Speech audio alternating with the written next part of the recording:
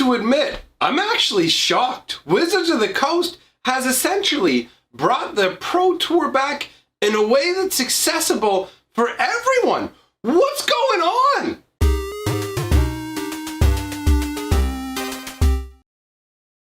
Greetings, owners of fine luxury cardboard rectangles. We are here today to discuss the changes to the Magic Pro structure. And I'm happy to say I'm shocked. I'm amazed. They've actually made sweeping improvements. For those of you who don't know, aren't 100% up to speed with what's been going on with the Magic Pro scene, because maybe you're just more of a casual player, well, they used to have a Pro Tour that everybody could participate in.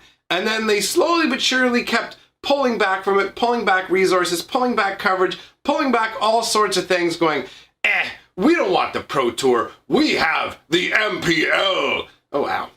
These are the Magic Pro League, right? And the idea behind the Magic Pro League was originally it was supposed to showcase like the best 32 Magic players in existence. This is the cream of the crop. And then they started messing about and changing the size of the MPL and changing what it took to get into the MPL. Instead of all of a sudden being the cream of the crop for Magic playing, it could just be like, oh, you fit a particular demographic that Wizards wants to see put into the league, or, oh, you're a hot streamer. Come on in. So we had this scenario where nobody really knew how you could get into the Magic Pro League. And this caused a big problem for Magic the Gathering and Wizards of the Coast in that this had kind of a ripple effect across multiple scenarios. One of those scenarios were the Grand Prix Magic Fests, where attendance slowly but surely was headed downwards. And one of the reasons for that, I mean, one of the reasons is cost, but one of the reasons for that was because Grand Prix used to be a way that you could acquire points, then those points would help you get onto the Pro Tour. There were multiple vectors that you could use to try and get on the Pro Tour and reach the lofty goal of being the very best, the Pokemaster of Magic. That's actually the official term. Now, anyhow, they used to have the path, and then they closed it off. It started to affect GPs. It also started to affect even Friday Night Magic turnouts at local WPN stores, because people started to feel like, well, what's the point in taking competitive Magic seriously if there's literally no way to get to the top? There's just a brick wall that you walk into and hope that somehow Wizards of the Coast Harry Potters you through it, going, you've been chosen, my son. You will be one of our chosen pro leaguers. So they went ahead and did sweeping, and I mean sweeping changes to the way they're doing things. They're dropping the MPL down to 24 members. Now it's going to be interesting to see how they get from what they have now to the 24 members. Who are they going to axe? Who are they going to get rid of? They're changing the path to get into the MPL. They're changing the number of people in the MPL. There's a bunch of changes going on. And even what's being offered in terms of finances to the Magic Pro players. So in the MPL up until now, how it worked was they would offer you a contract saying, and these are the numbers as far as I understand it. Remember, I wasn't offered one of these contracts, so I can't say this with absolute certainty. But as far as I understand the numbers, it was a $50,000 a year contract to join the Magic Pro League with an option to sign on to stream for an additional $20,000.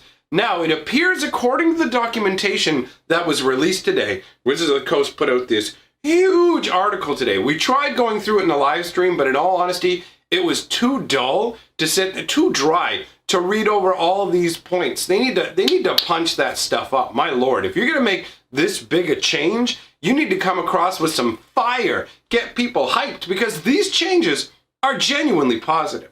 So as far as I understand, they're scrapping the $20,000 streamer component. They're not chasing the streaming as much. I think they had a realization that paper Magic matters more than they were giving it credit for, and streaming on Twitch isn't quite as big a deal. Now, they still have their sights firmly on making Arena the big thing. You can tell from the way that they're wording and doing things that Arena is numero uno, but Tabletop has gone from being down here to kind of being up here. And you'll see that in the way that they've constructed it. So the MPL now has a path to victory, like basically a path you can enter the MPL on, and it has a competition league to face off against them. They're starting something called the Rival League. And these are aspiring Magic players who are being primed to move in to the Magic Pro League. Because unlike before, where they had nebulous terms and were like,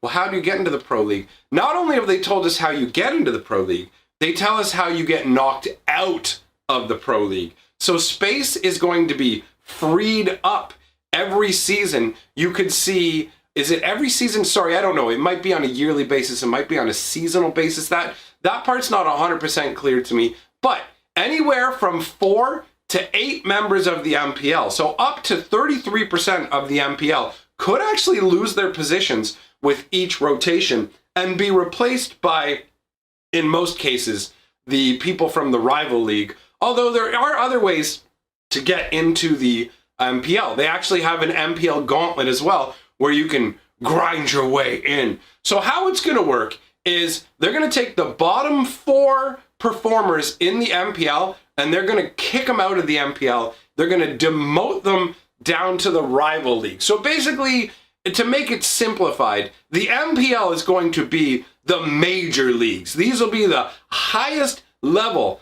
of Magic players, and the Rivals will be like the professional minor leagues. So these are people who are above your average players, but haven't quite hit the highest ascension of being in the MPL, but they'll have a chance to actually earn their way in. That's something that's being emphasized with this change. We are returning to a merit-based system where you will actually earn your way in. Now, admittedly, they do have some discretionary slots. They're giving themselves the ability to still play the representation game that Wizards of the Coast likes to play. So there is that, and that to me is it's not the best way to do things, but at least they're making some big changes when it comes down to this. At the end of each MPL gauntlet situation, you will have the MPL made up of 16 people. The top 16 performers will get to maintain their positions in the MPL, while the bottom 8 will be in danger. The bottom 4 get kicked to the Rivals League to try and work their way back up. And then the people who are above the bottom 4, the next worst 4 essentially, will be put into the MPL gauntlet. So they'll have a chance to get their way back into the Pro League, but not guaranteed. So basically, the Rival League itself will be comprised of people who did not make it from the MPL gauntlet into the MPL. So the people who failed that, the bottom 12 members of the Rival League will be essentially part of the the bottom 12 performers in the MPL gauntlet will be part of this. You'll have the 1st to 12th at-large MTG Arena ranked players who didn't participate in the MPL as a part of it, and the 1st to 12th at-large tabletop ranked players who did not participate in the MPL gauntlet. And that's basically, this is what's going to comprise the Rivals League. So you'll have the 6 discretionary slots, and this is where Wizards of the Coast, instead of actually picking people and just shoving them into the Magic Pro League itself, and forgive me if the details aren't coming across 100% clearly to you, there's a lot of information, so I'm trying to put it into bite-sized nuggets for you there. So they'll have the ability to pick 6 people they want to put into the Rivals League. So they'll be able to give some people a leg up, but those people will still be required to prove themselves. They'll have to actually excel to make it to the Magic Pro League. Now, we know 4 people are getting dropped out of the Magic Pro League each time to be moved over to the Rivals group, to be demoted. Now, who is taking their place? Well, the top 2 players from the Rivals League in Arena and the top 2 players in Tabletop Magic basically will be automatically put up into the MPL. So they're going to allow you to show your merit either through Arena or through physical paper Magic. Now this to me is an excellent way to do things. They're going to do rankings based on both physical and Arena to get the best kind of overall. I don't know exactly how they're going to blend the scores, but either way, this will be a way to figure out who is actually the best, who deserves to be in the MPL. And they're bringing basically a new version of the Pro Tour